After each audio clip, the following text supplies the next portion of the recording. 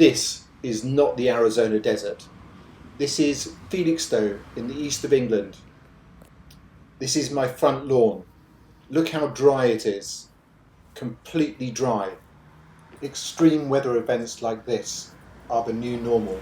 This is global warming in action in your country, in your city, in your town, in your backyard today.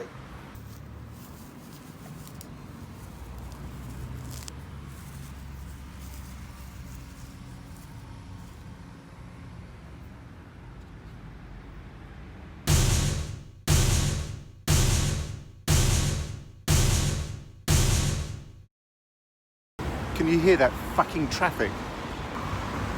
During lockdown, it was amazing. It was so quiet out here. We had more cyclists and walkers than cars, and then suddenly they're all back on the road again. I mean, I digress here, but this is all to do with global warming. Why are people driving? It's not like they're going to work. This is midday. It's been like this all morning. Constant flow of traffic. My lawn looks like one of those unwatered places that you see when you go on holiday to a hot country. A hot country. Normally, by this time in the season, I would have had to have mowed it 8 times, around 8 times. This year, I've actually mowed my lawn just 3 times. You think, okay, that's a good thing, yeah? I hate mowing lawns. Some people find it therapeutic. I honestly hate it. I always think I could be doing something else. You know, like making a video, for instance. So I'm sure everybody's heard of the Paris Agreement. And the Paris Agreement was basically set up to limit climate change by 2 degrees within this century. Otherwise, we basically face catastrophe. 2 degrees of temperature, 2 degrees increase in temperature to people who live in a cold country. Probably for a lot of people, they think, well, bring it on, why not? You know, beautiful day. I could do it with being 2 degrees warmer. I can sit in my garden. You know, I can go to the pub. We've got some lovely pubs here. We've got the Wine Boutique round the corner. We've got the Fludgers. We've got the Half Moon, big beer garden. We've got the Ferryboat Inn and the 129. It's great space outside now. Or even the Felixstowe, where there are no strangers, just friends you've yet to meet. So this is effectively perfect COVID-19 weather, where we can get together in our middle-class gardens with our friends or drink in our favourite watering holes. I mean, what's not to like? What's not to like? Quite a lot, as it goes.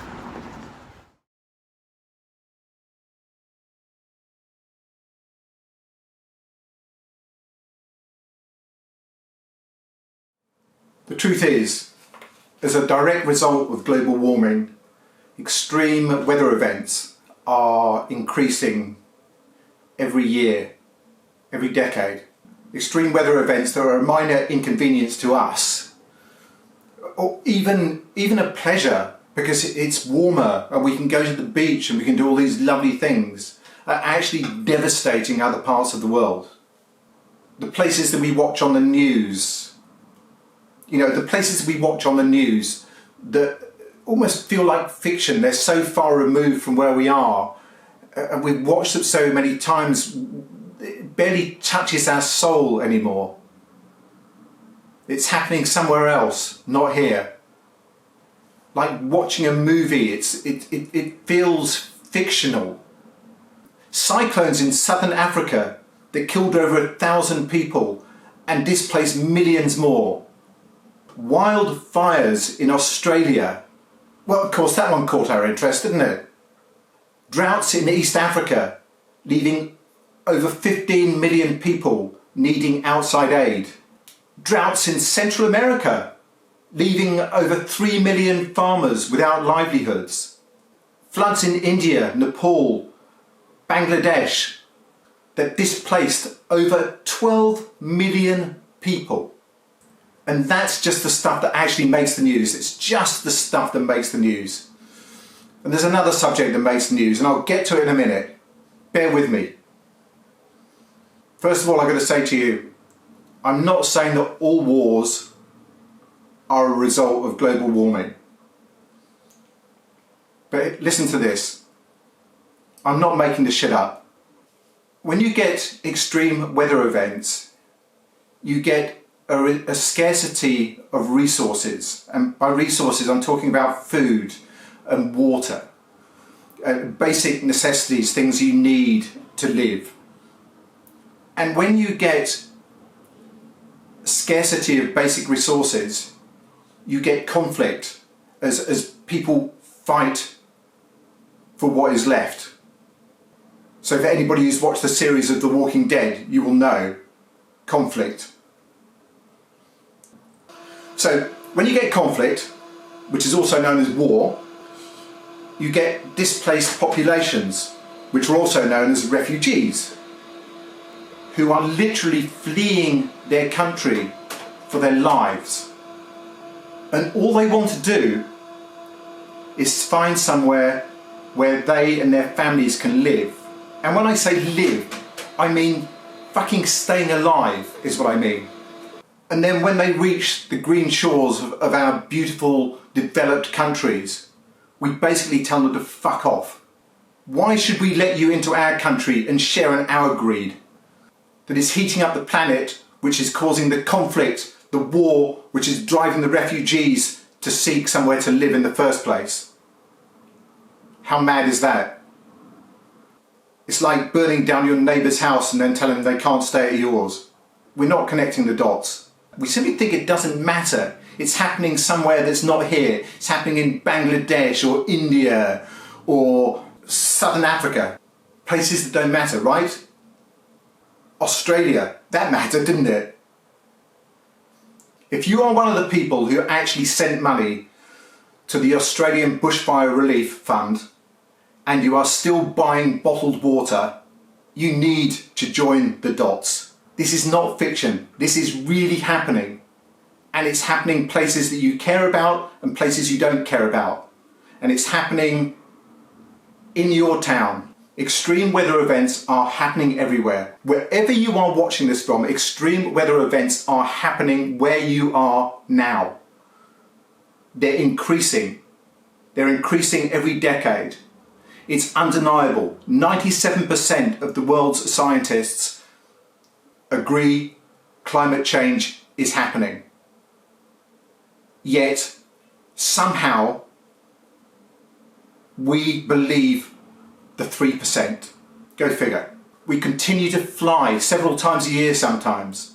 We continue to buy water in plastic bottles. Get one of these. Get one of these. Honestly. There is no reason for anybody in the developed world, unless they don't have mains running water or live in Flint in Michigan, to not be drinking tap water. It's crazy. If it's got a funny taste, put it through a bloody filter. Stop buying plastic. Stop buying plastic bottles of water. It's crazy.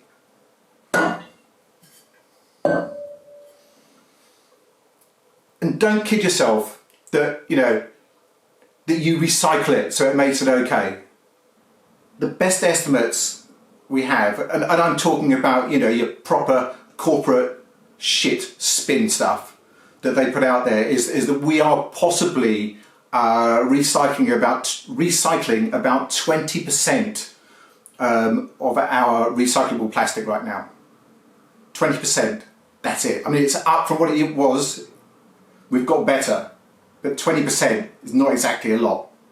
So one of the things that, the latest corporate greenwashing, I mean proper fucking greenwashing in my opinion, is PET plastics. They could talk about PET plastics, and most of your water bottles are made of PET plastics. So most plastic you can only recycle, once or twice, 2 or 3 times, let's say. But PET can be recycled up to 10 times. Sounds like a wonder thing, doesn't it? I mean, it just means we will consume 10 times as much. But let's break those numbers down, okay? So, the best estimates for the amount of times that pure PET bottles can be recycled is 10 times. But since only around 20% of plastics are currently recycled, that kind of reduces that. So let's do the maths.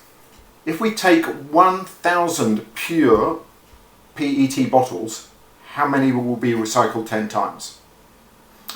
So if we take 20% of 1,000, that means that 200 bottles will be recycled once.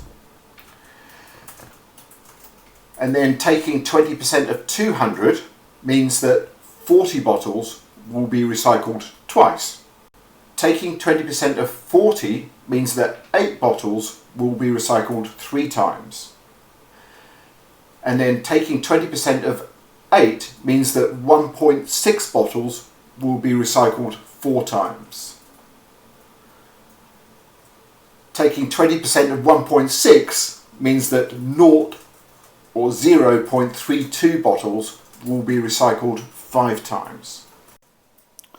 And then finally, taking 20% of 0.32 means that of the original 1,000 bottles, just 0.064 will be recycled 6 times. I'm not even going to go any further than that, there's no point. So given that general plastics can be recycled twice, the gain of using pure PET on 1,000 bottles is at best around 12 extra bottles. PET is greenwashing. Corporations will tell you that PET plastic is going to save the planet. This is greenwashing. This is greenwashing at its worst. Plastic is a cancer. It's destroying the earth. It's shit. Use something else. So, on that note, apparently biblical rain is on the way. Biblical rain. This is how it's described in the newspapers. Extreme weather event. Here we go. Thank you for listening. Thank you for watching. If you do care about this stuff, and you really should care about this stuff, please do subscribe to my channel. It's completely free to do so. It just means that you'll be able to find any of my videos. You'll be able to see future videos as they come out, and you will help spread the word. The greatest threat to our planet is the belief that somebody else will save it. If we all have to do something. Christ knows the governments aren't doing enough, so we have to do it. So please help me spread the word. Subscribe to my channel, like my videos, dislike my videos if you like, comment. I'm interested. I'm not a scientist, I'm not a chemist, I'm just somebody who actually gives a shit. Hopefully you'll see me again. Obviously I won't see you unless we meet in the street, but subscribe, tune in, see me again soon. Thank you and goodbye. Biblical rain. Biblical rain.